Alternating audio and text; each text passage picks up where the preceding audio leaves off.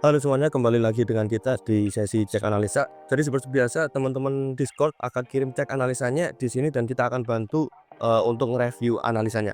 Yang pertama langsung ke chart Gunawan nomor 1.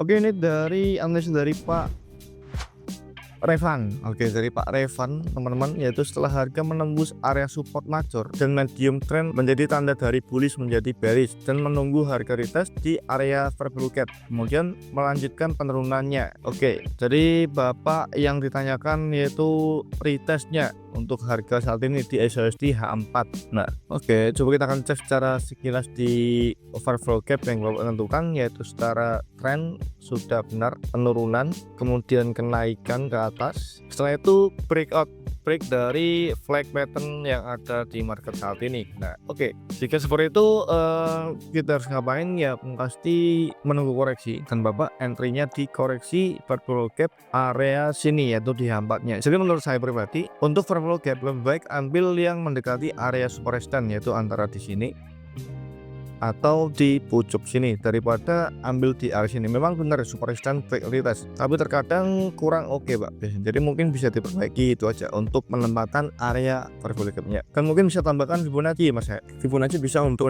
tulis itu ya, tarik dari atas sini ke bawah sini untuk menentukan koreksinya sampai mana untuk lanjut bearish. Seperti itu, Pak. Oke, nextnya Mas Yobi. Lanjut di Pak Van di New Zealand USD di time frame H1. Alasan entry-nya tren sudah ada pandangan sedikit untuk berubah tren bearish. Oke, dari bullish ke bearish. Indikator yang dipakai adalah EMA, Exponential Moving Average 50 dan 200. Yang 200 biasanya pakai ini gue ya, trend. Lalu 50 mungkin untuk konfirmasi support and resistennya. Berberdasarkan support and resisten dan juga ada beberapa indikator kecil seperti break of structure dan change of character. Alasan memasang resisten yang saya pasang tidak di paling atas dikarenakan menurut pandangan dan analisa saya untuk area resisten yang saya pasang bisa dibilang memiliki peluang besar untuk ke area sana dan melakukan konsolidasi di area sana. Lalu selanjutnya adalah pending order yang saya pasang adalah buy DP 123 pips berwarna hitam dan SL 23 pips berwarna biru. Support bawah. Tidak menggunakan RSI dikarenakan setiap kali menggunakan RSI itu saya jarang tersentuh TP dan kebanyakan SL terlebih dahulu. Oke, jadi kalau kita ngelihat sekilas di ini, Bapak, chartnya lumayan lucu, pinky boy.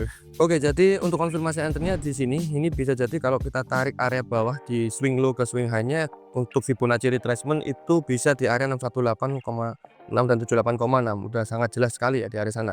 Jadi golden ratio area. Lalu untuk penurunannya itu koreksi, lalu melanjutkan membuat higher high. Dan di sini sangat oke ya kalau kita melihat konfirmasinya. Jadi benar-benar diskon premium best to entry buy kan. Dan saya rasa untuk RR-nya juga sudah sangat oke, sangat-sangat jauh ya, kemungkinan di 1/4, 1/5. Menurut saya juga sangat-sangat ideal ya untuk entry long. Next Gunawan. Ini dari Pak A. Oke, ini dari Pak A.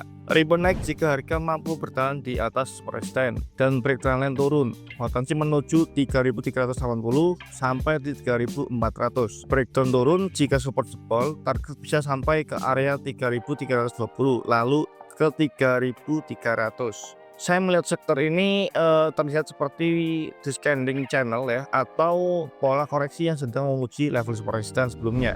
Jadi descending channel bisa dikatakan flat pattern lah, Mas ya. Yes, ini juga enak nih konsepnya, soalnya tinggal konsolidasi, ketinggal tunggu break atas ya entry buy, entry ke bawah ya entry sell gitu aja ya. Dan sekarang sih katanya tadi untuk targetnya ketika break ke bawah bisa ke 3.300. Sini berarti kalau break ke atas ke 3.400 di area support resistannya.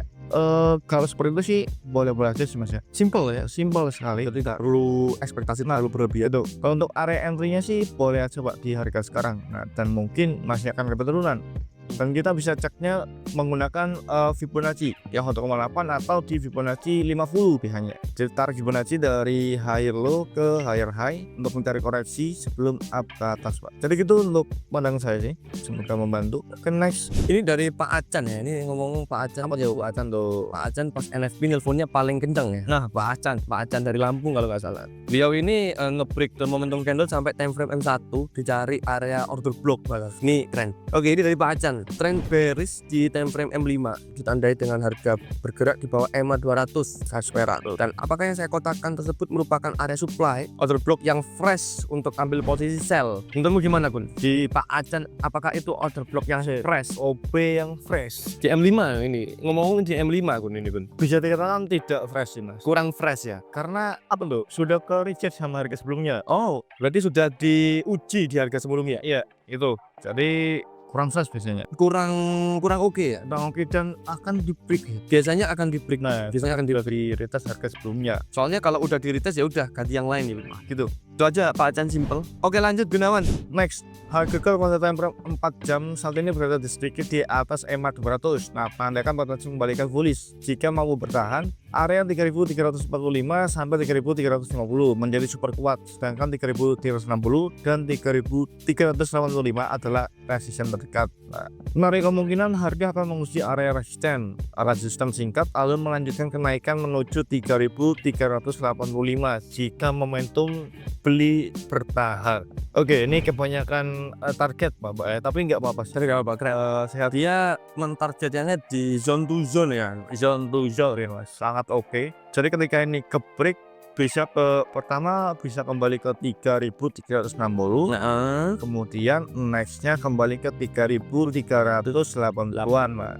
jadi lah naik lagi. Nah sampai ke week high-nya di WSG-nya.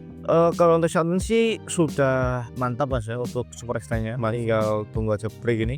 Udah oke. Udah oke, mungkin tinggal tunggu retest stock entry buy. Ini biasanya orang-orang yang kayak gini tuh lebih ke simple. Jadi kalau nge-break zonanya dia akan lanjut ya udah baik. Kalau nge-break ke bawah ya saya situ aja kok. Jadi dia benar-benar nggak ngelihat tren nggak kan. Nah, pokoknya perpindahan range, perpindahan area itu gas. Oke mantap pak. Terakhir mas, Dari kodok hijau. Kodok hijau ini bantu koreksi suhumu. Tren H1 menandakan bearish moment yang cukup kuat kemarin. Oke. Meninggalkan gap yang masih fresh. Sementara harga masih bergerak turun menuju gap H4 minggu lalu yang masih belum terisi.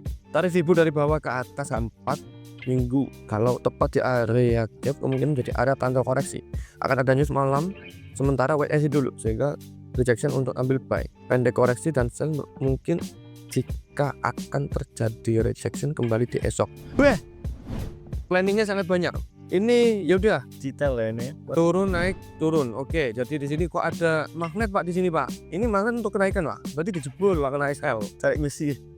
Kalau akan ada penurunan kayak gini berarti magnetnya di bawah sini Pak. Dia tarik ke bawah. Tapi overall cara markingannya lalu cara memberi deskripsi untuk trennya ini udah oke ya. Ada cukup terkesan teman-teman bagaimana cara mereka membungkus dan memberikan deskripsi kepada analisanya. Cukup keren. Oke gitu aja dari kita. Jadi teman-teman yang mau cek analisa silakan kirim ke tag analisa kami sudah. Nanti kita akan membantu memberikan sebuah pandangan atau insight dari kami. Gitu aja dari kita. See you.